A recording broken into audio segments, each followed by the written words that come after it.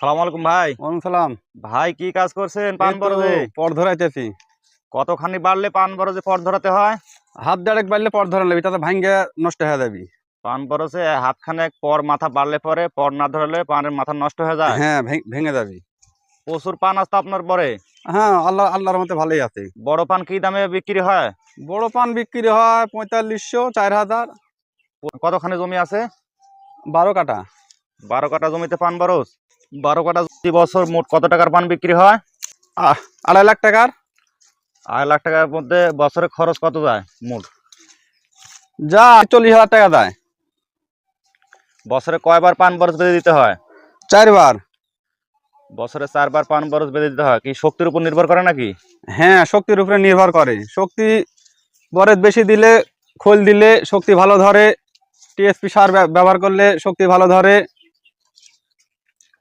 তাহলে তো পান বরজে শুধু টাকা আর টাকা। হ্যাঁ, আল্লাহর মতে ভালো টাকা আছে। যারা নতুন বেকার যুবক আছে তারা কিন্তু চাইলে পান বরজ চাষ করে কি লাভবান হবে? হ্যাঁ, হবে। যারা বেকার যুবক আছে তারা পান বর দিয়ে লাভবান হতে পারবে। তাহলে পান বরজ চাষ করা যায়। হ্যাঁ, পান বর চাষ করা যায়। পান একটা ভালো খেত, ভালো টাকা দেয়।